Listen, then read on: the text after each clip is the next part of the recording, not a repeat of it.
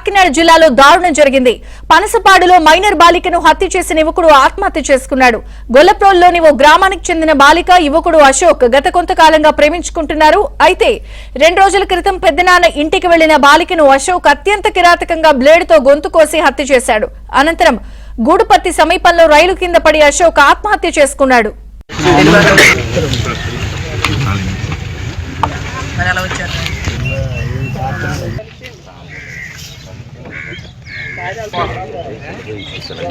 ఒక అమ్మాయి dead body ఉందని చెప్పేసి సామర్లకోట లిమిట్స్ లో ఉందని చెప్పేసి తెలిసింది.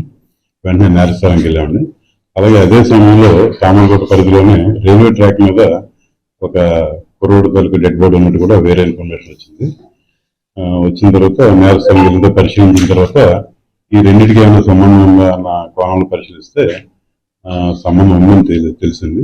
ఈ అమ్మాయి వరకు అయితే అది ఇప్పుడు ఉన్న సాక్ష్యాధారాన్ని బట్టి ఉన్న గాయాలను బట్టి ఒక హత్యగా భావిస్తున్నాం. ఈ కేసు ఇంకా దర్యాప్తు కొనసాగుతుందండి. కేసు దర్యాప్తుని సామర్లకోట సిఐ గారు కృష్ణబాబు గారు చేస్తున్నారు. గతంలో ఏదైతే రేప్ కి పాల్పడిన వ్యక్తి ఉన్నాడో అతను ఆత్మహత్య చేసుకున్నాడు. జిల్లాలో దారుణం అయితే జరిగింది. ఇక వివరాలని అప్పారావు అందిస్తారు. అప్పారావు, కాకినాడ జిల్లాలోని గొల్లప్రోలు సంబంధించి దారుణం చోటు చేసుకుంది. ప్రధానంగా గొల్లప్రోలుకి చెందిన ఒక మైనర్ బాలికతో వంచించి తీసుకెళ్లి దారుణంగా బ్లేడ్ తో పేక కోసి చంపేస్తూ దీనికి సంబంధించి పోలీసులు ప్రస్తుతం ప్రధానంగా కాకినాడలో కాలేజీలో ఇంటర్ చదువుతుంది. రోజు కాకినాడ నుంచి గొల్లప్రోలు నుంచి కాకినాడ వస్తుంది. అయితే ప్రస్తుతం దసరా సెలవుల నేపథ్యంలో కాకినాడలో బంధువుల ఇంటికి నిన్న సాయంత్రం వెళ్ళింది.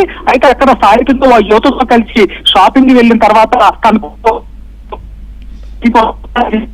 పంపించేసింది. అయితే ఆ సమయంలో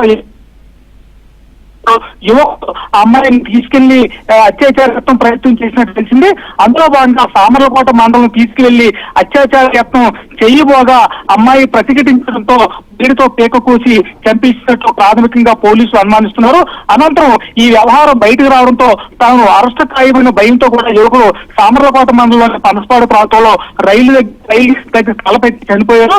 అయితే ప్రస్తుతం దీనికి సంబంధించి పోలీసులు ప్రేమ వ్యవహారం మైనర్ బాలికకి యువకుడు అశోక్ కూడా ఆత్మహత్య చేసుకున్నారని పోలీసులు చెప్తున్నారు.